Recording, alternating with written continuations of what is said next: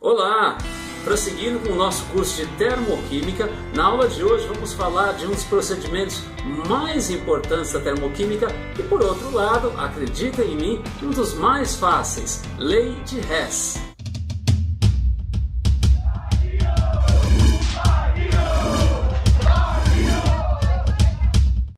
E a Lei de Hess leva esse nome porque, obviamente, foi enunciada por um cientista de sobrenome Hess. Temos na lousa o retrato, então, do cientista suíço Germain-Henri Hess, que em 1840 enunciou que a entalpia total de reação é a soma das entalpias de reação das etapas em que a reação pode ser dividida. A lei de Hess nada mais é que um procedimento para se determinar ΔH de uma reação química através dos ΔHs de outras reações. E como isso pode ser feito? A lei de Hess pode ser compreendida de uma maneira muito simplificada como, olha, não importa o caminho de uma reação, não importa em quantas etapas ele se processa, o ΔH da reação global depende apenas dos estados inicial e final. Em outras palavras, podemos dizer que as equações termoquímicas, então, podem ser tratadas como equações matemáticas e que se a soma dessas equações termoquímicas resultar na equação cujo ΔH se deseja determinar, o ΔH dessa reação é igual à soma dos ΔHs das equações utilizadas. Parece complicado, mas é super simples. Vamos ao primeiro exemplo da aula, que pede para determinar o ΔH da reação de fluoração do etileno, equacionada abaixo, então, conforme está aparecendo na lousa, e os dados, vejam bem, são equações termoquímicas de outras reações. Porém, vejam que esses dados possuem algumas substâncias em comum com a equação cujo ΔH se quer determinar. O jeito que eu acho mais fácil para nós não nos perdermos nos dados é pensarmos no objetivo dessa questão, que é calcular ΔH, cuja equação é a primeira que aparece. Então eu tenho que pensar no final. Eu sugiro até que se reescreva a equação, conforme eu estou fazendo, cujo ΔH se deseja determinar. E a estratégia é, se eu conseguir manipular essas equações que eu já conheço, o ΔH, de modo que a soma delas resulte na equação que representa a fluoração do etileno, o ΔH dessa reação da fluoração do etileno, então, será a soma dos ΔHs de cada uma dessas equações. Espera lá, vamos com calma. Dê uma olhada na primeira equação, H2 mais F2 formando 2HF. Temos a substância HF, que aparece lá embaixo na equação, cujo ΔH nós não sabemos. Mas veja bem, lá embaixo aparecem 4HF como produtos. E nessa primeira equação temos apenas 2HF como produtos. O que é manipular uma equação? É multiplicar por um número, dividir por um número e inverter, de modo a colocar determinadas substâncias no lugar que nós queremos. Então, se queremos 4HF como produto e a 2HF como produto, ora, vamos multiplicar a equação por 2, então. Estava lá H2 mais F2, 2H2 mais 2F2, formando 2HF vezes 2, 4HF. E se dobramos, obviamente, as quantidades, o ΔH, que era menos 546 kJ, vai passar a ser 2 vezes menos 546 kJ. Prosseguindo na segunda equação dada, temos a substância CF4, que também aparece na equação cujo ΔH a gente quer determinar como produto. Porém, novamente, aparece como 2CF4 lá embaixo. E na equação dada temos apenas um CF4. Vamos fazer a mesma coisa multiplicando a segunda equação por 2, ficando com 2 carbono mais 4F2, 4 flúoros, formando 2CF4. E novamente, se dobramos as quantidades, o ΔH dobra também. Era menos 680, agora vai ficar sendo 2 vezes menos 680. Finalmente, última equação mostra a substância C2H4 como produto após a seta. Lá na equação final, nós queremos C2H4, porém antes da seta, como reagente. Vejam, a quantidade está correta. Eu quero um C2H4 e a equação dada possui um C2H4, porém esse C2H4 está como produto.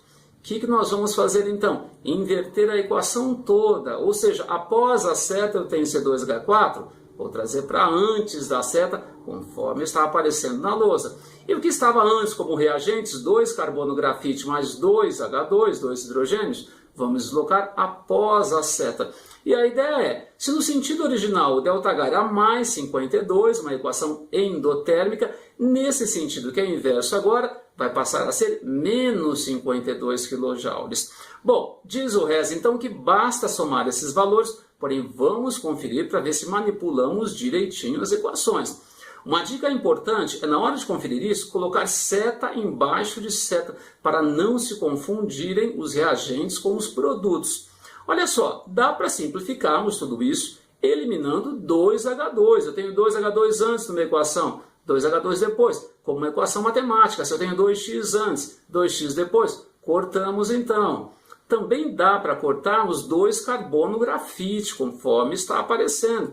Dá para cortar mais alguma coisa? Não dá. Agora, olha só o que sobrou. Ficamos com C2H4 como reagente, era o que queríamos. Como reagentes também temos 2F2 mais 4F2, 6F2, era isso que queríamos na equação final. Ficamos também com 2CF4 como produto, como queríamos.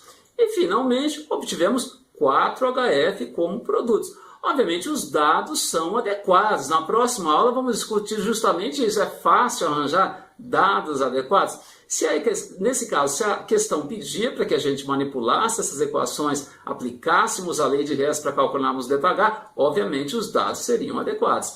Agora sim, somando esses valores, então, são valores matematicamente um pouco chatinhos, né? Tomem cuidado com essa soma. Então, 2 vezes menos 546, mais 2 vezes menos 680, mais menos 52, resulta em menos 2.504. Então, o ΔH da reação fica sendo menos 2.504 kJ por mol.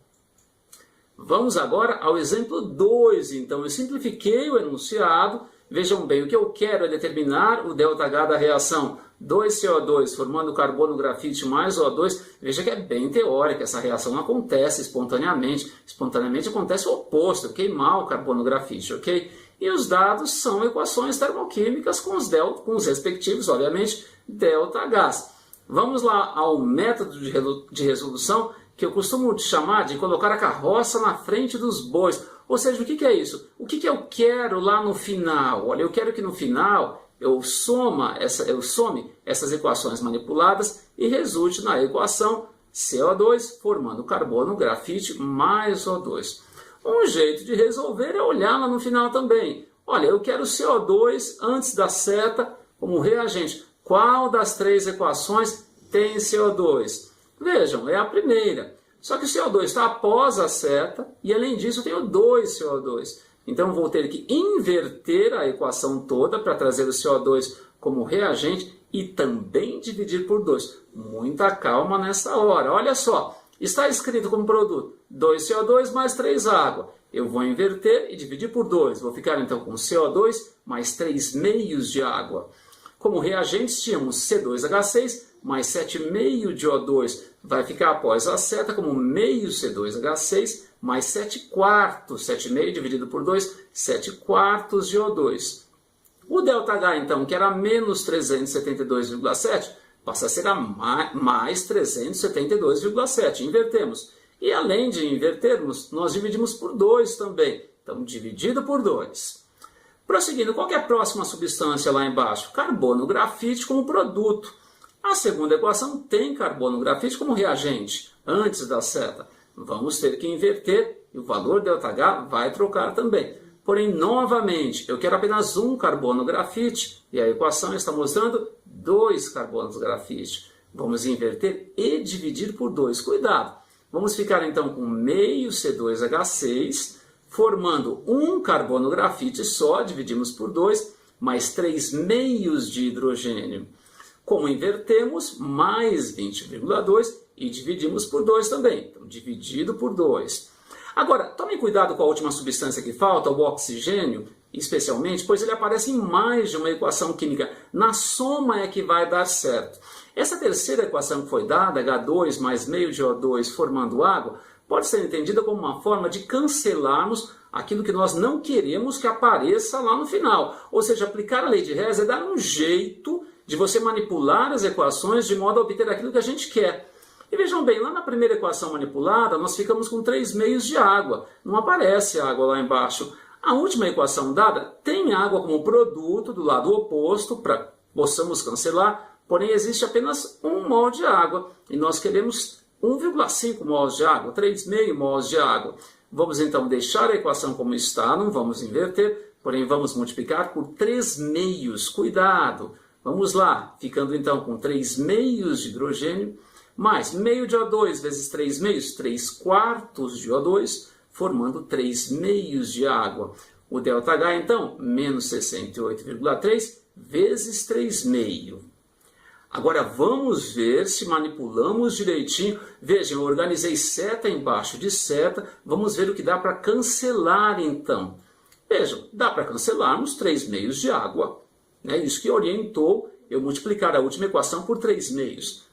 Dá para cancelar também meio C2H6. Temos o meio C2H6 como produto e como reagente na segunda equação. E dá para cancelarmos também 3 meios de hidrogênio. O que restou? O CO2 como reagente, como queríamos. Opa, está dando certo.